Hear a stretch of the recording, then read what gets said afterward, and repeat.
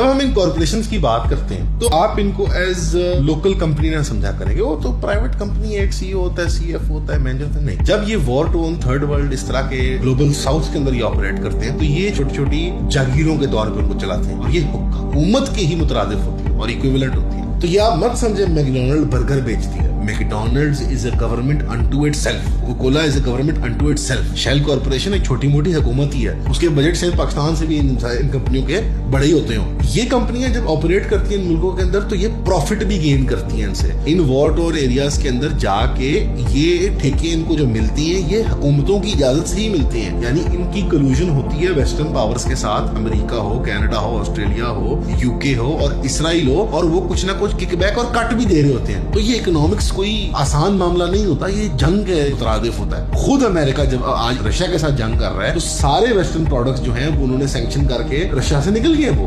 Adidas वगैरह जो बड़े ब्रांड्स हैं, McDonald, KFC, they have all left Russia.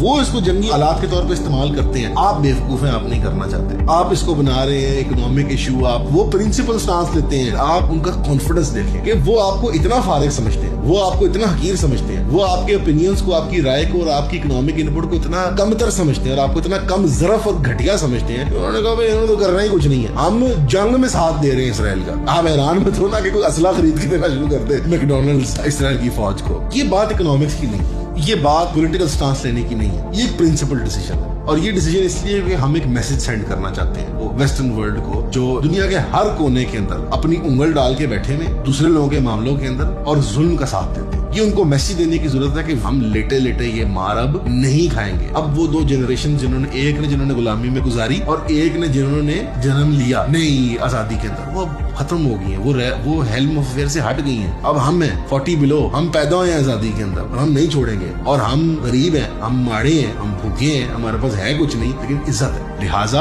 अगर आप सियासी तौर पर अपनी आवाज नहीं उठा पा रहे पाकिस्तान में, आपको डेमोक्रेटिक फ्रीडम्स नहीं मिल पा रहे, तो vote with your money. Stop buying this garbage. Local companies को सपोर्ट करें, छोटी कॉर्पोरेशंस को, स्मॉल बिजनेस को सपोर्ट करें। इनको डर लगता है आपसे, जब आप आवाज उठाते हैं और जब आप हक की बात करते हैं और जब आप बाइकआउट करते हैं, आप जब इकोनॉमिक डैमेज करते हैं अपने दुश्मनों को। और ये एक रियल इकोनॉमिक एंटिटी है पॉलिटिकल डिस्कोर्स के अंदर। उस डिस्कोर्स को इन्फ्लुएंस करने के लिए कान से पकड़े इन कंपनियों को, कान को इतना टाइट मरोड़े कि ये सांस ना ले सके, और जब इनकी चीखें निकल जाए ना तब इनको कहें शाबाश बेटा अब हम बर्गर खाएंगे।